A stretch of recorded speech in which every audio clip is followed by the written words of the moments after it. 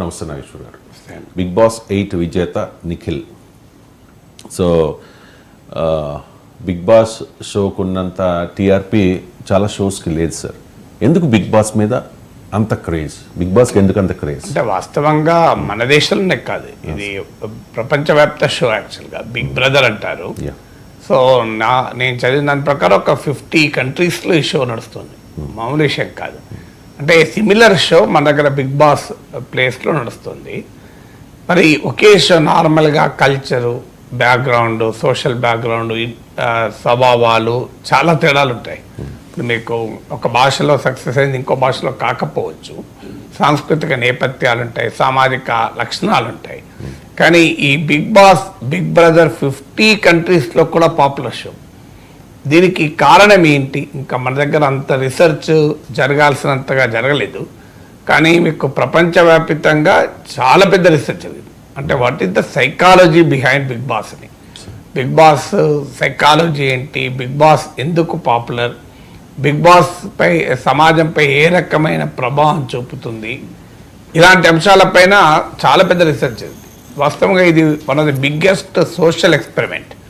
అంటే ఒక ఇందులో ఉన్న యునిక్నెస్, నేను కూడా దీని సైకాలజీ ఆఫ్ బిగ్ బాస్ చదవటానికి, అర్థం చేసుకోవడానికి కొన్ని ఎపిసోడ్లు సెలెక్టివ్గా చూశాను. అంటే ఓవరాల్గా ఫీల్ అర్థమవుతాను. నేను ఫైనల్తో సహా మీకు 6 years క్రితం మాట్లాడాను ఒకసారి. బిగ్ బాస్ ఎందుకు ఇంత క్రేజ్ అంటే ఇప్పటికీ 5,80,000 మంది చూశారు. అది కూడా నా ఛానల్ కొత్తగా పెట్టిన సమయంలో 2018లో. సో అప్పుడు హార్డ్లీ 10,000-20,000 సబ్స్క్రైబర్లు ఉన్న సమయంలో మాట్లాడాను. సో ఎందుకు ఇంత క్రేజ్ బిగ్ బాస్ పైన అనే క్వశ్చన్ ఒకటి. రెండవది, బిగ్ బాస్ సమాజంలో ఏ రకమైన ప్రభావాన్ని చూపుతుంది.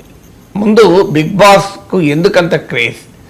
ఇందులో యునిక్నెస్ ఏంటంటే, కొంతమంది అంతకుముందు పరిచయం లేని వ్యక్తుల్ని ఒక వారాల తరబడి, మన తెలుగులో అయితే అది 105 days అనుకుంటాను కదా, 105 రోజుల పాటు ఒక క్లోజ్ గది, బయటి ప్రపంచంతో సంబంధం లేకుండా, cut off from out side world, అది కూడా 24 గంటలు కెమెరాలు, మైక్రోఫోన్లు నిన్ను ఫాలో అవుతున్న సమయంలో ఒక వ్యక్తి ఎలా బిహేవ్ చేస్తాడు.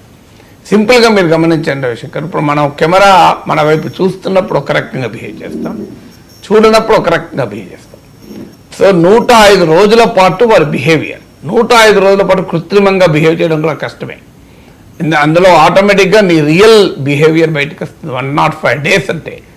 సో ఆ పరిచయం లేని వ్యక్తుల్ని బయటి ప్రపంచంతో సంబంధాలు కట్ చేసి మీకు నిరంతరం కెమెరాలు, మైక్రోఫోన్లు ఫాలో అవుతున్న సమయంలో ఒక మనిషి ఎలా ప్రవర్తిస్తాడు, తనలో ఉన్న ఉద్వేగాలు, ఉద్రిక్త భావాలు, తనలో ఉన్న బలహీనతలు, తన వ్యక్తిత్వంలో ఉండేటువంటి నెగిటివ్ షేడ్స్ను, పాజిటివ్ ఉంటే పాజిటివ్ షేడ్స్ను, వీటన్నిటినీ మనిషి అనివార్యంగా ప్రదర్శిస్తుంటాడు. సైకాలజీలో కన్ఫైన్మెంట్ స్టడీస్ అంటారు. ఈ కన్ఫైన్మెంట్ స్టడీస్, గ్రూప్ డైనమిక్స్, అందులో ఒక్కరు కాదు, అది రియల్గా మన హౌస్ లాగానే ఉంటుంది. అది వాస్తవంగా స్టూడియో అయినా మీకు అందులో కిచెన్ ఉంటుంది. It's just like our house, మన ఇల్లాగానే ఉంటుంది. సో అందుకే మీకు నాగార్జున హోస్ట్ ప్రతి షో ఎండింగ్లో, ఆల్మోస్ట్ ఆల్ షోస్, ప్రతి కాకపోయినా మీ ఇంటిని చూడండి పైన చూడండి, మా ఇంటిపై కనేయండి, అది కరెక్ట్గా డైలాగ్ గుర్తులేదు కానీ మీ ఇంటికి మా ఇంటికి లింక్ చేసి మాట్లాడుతుంటారు నాగార్జున. అంటే ఇది ఒక ఇల్లును, అంటే it's a microcosm of a house in the society. అంటే మన ఇల్లు, మన సమాజంలో ఒక ఎవరేజ్ హౌజు, ఆ హౌజులో రియల్ క్యారెక్టర్స్, వాళ్ళు బిహేవ్ చేసేటువంటి తీరు, వీటన్నిటినీ పోలి ఉంటుంది మీకు. అందుకే ఇందులో ఇప్పుడు మన ఇంట్లో ఉంటాం. వాస్తవంగా మనం బయట ప్రపంచంతో కట్ ఆఫ్ చేసి ఉంటాం. పరిచయం ఉన్న వ్యక్తులమే ఒక ఇంట్లో ఉంటాం, బయట ప్రపంచంతో కట్ ఆఫ్ కాదు. కానీ నిరంతరం ఒక హౌస్లో ఏముంటాయి? కోపాలు ఉంటాయి, ప్రేమలు ఉంటాయి, ఉద్వేగాలు ఉంటాయి, తొందరపాట్లు ఉంటాయి, బతిలాడుకోవడం ఉంటుంది, అరుచుకోవడం ఉంటుంది, అన్ని రకాల భావోద్వేగాలు మన ఇంట్లో. మనం నిరంతరం తొందరపాట్లు ఉంటాయి, ఇలాంటి అన్నీ ఉంటాయి. సో ఇవన్నీ మన ఇంట్లో ఉండేటువంటి ఫీలింగ్స్. సహజంగా మనిషికి ఉండే స్వభావం ఏంటంటే, తనపైన ఫోకస్ ఉండదు, ఇతరులపైన ఫోకస్ ఉంటుంది. మీరు ఎప్పుడైనా గమనించండి, ఫోకస్ ఆన్ అదర్స్ అనేది హ్యూమన్ సైకాలజీలో క్యారెక్టర్. వాస్తవంగా జీవితంలో సక్సెస్ కావాలంటే ఫోకస్ ఆన్ యువర్ సెల్ఫ్ ఉండాలి, ఫోకస్ ఆన్ అదర్స్ ఉంటుంది ఇక్కడ. ఫోకస్ ఆన్ అదర్స్ను బిగ్ బాస్లో అది హ్యూమన్ సైకాలజీలో ఉన్న ఈ బలహీనతను బిగ్ బాస్ ఎక్స్ప్లాయిట్ చేస్తుంది. ఒక రకంగా బిగ్ బాస్ చాలా పెద్ద పరిశోధన జరిపి మనిషి మానసిక ప్రవర్తన ఎలా ఉంటుంది అని మనోవైజ్ఞానిక శాస్త్ర పరిశోధనలు జరిపి క్రియేట్ చేసినటువంటి ఒక షో ఇది. ఇది స్క్రిప్టెడ్ కాదు, నాకు తెలిసినంత వరకు లార్జ్లీ అన్స్క్రిప్టెడ్. ముందు వాళ్ళ స్క్రిప్ట్ ఇచ్చి ఉండడం కాదు. అంటే ఒక మనిషి ఎలా రిలేట్ అవుతాడు. ఇప్పుడు మేము చిన్నప్పుడు సినిమాలు చూసేవాళ్ళం, ఎక్కువ ఉమెన్ ఓరియంటెడ్ సినిమాలు ఎందుకు వచ్చేది? సినిమాలకు వచ్చే వాళ్ళలో అత్యధిక ఉమెన్ ఉండేది. ఉమెన్లో భావావేశాలు, ఒక ఆదర్శవంతమైన కోడలు, ఒక గయ్యాలి అత్త, ఒక ఈర్ష్యతో ఉండే ఎరాలు, తోటి కోడలు, ఇలా ఒక ఇబ్బందులు పడే కోడలు, ఇలాంటి అనేక క్యారెక్టర్స్, ఒక మంచి మామ, బాధ్యత కలిగిన కుటుంబ పెద్ద, సో ఇలా రకరకాల బాధ్యత మరచిన కొడుకు, ఇలాంటివన్నీ అన్న చెల్లెలలో ఉండే ఒక చెల్లె జీవితం కొరకు త్యాగం చేసే అన్న మీద ఆప్యాయతతో భర్తతో కూడా ఎదిరించే చెల్లి, ఇవన్నీ మన ఇంట్లో ఉండే హ్యూమన్ క్యారెక్టర్స్, ఇవన్నీ హ్యూమన్ ఎమోషన్ మన ఇళ్ళలో కూడా ఉంటాయి. ఇవన్నీ కూడా సినిమాల్లో తెరకెక్కించేవారు. సినిమా మామూలుగా విజయవంతమయ్యేది కాదు. ఈ సెంటిమెంట్, ఫ్యామిలీ సెంటిమెంట్ పండించినప్పుడు నాకు చిన్నప్పుడు గుర్తు, మా పెద్దమ్మలు, చిన్నమ్మలు, మా అత్తమ్మలు అందరూ సినిమాలకు పోతే టవల్ పట్టుకొని వెళ్ళేవారు ఏడవడానికి.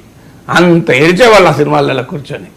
సో అలా మనిషి జీవితంలో ఉండే ఎమోషన్స్ను అక్కడ ఒక గయ్యాలి అత్తను చూసి, ఆ గయ్యాలి అత్త బాధితురాలు నిజ జీవితంలో ఉన్నప్పుడు తనతో రిలేట్ అయ్యేవాళ్ళు, కనెక్ట్ అయ్యేవాళ్ళు. అయ్యా నా లైఫ్ కూడా ఇదే కదా.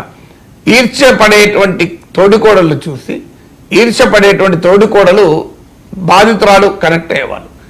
ఈవెన్ రివర్స్లో కూడా ఈర్ష్య లేని తోడికోడలు కనబడదు అనుకోండి, ఈర్ష్యను భరిస్తున్న తోడికోడలు కనెక్ట్ అయ్యేది. చూడు ఎంత బాగుంది, మన ఇంట్లో కూడా ఇలా ఉంటే బాగుండేది. అందువల్ల ఫిలిం మీడియం ఆ రోజుల్లో కనెక్ట్ చేసేది. కానీ అందులో ఒక బలహీనత ఉంది. ఏంటిది బలహీనత అంటే అది సినిమా, అది ఫిక్షన్, అది నిజ జీవితం కాదు. అది తెరపైన కొంతమంది నటిస్తున్నారు, అది ఎవరో ఒకరు స్క్రిప్ట్ రాస్తే నటిస్తున్నారు.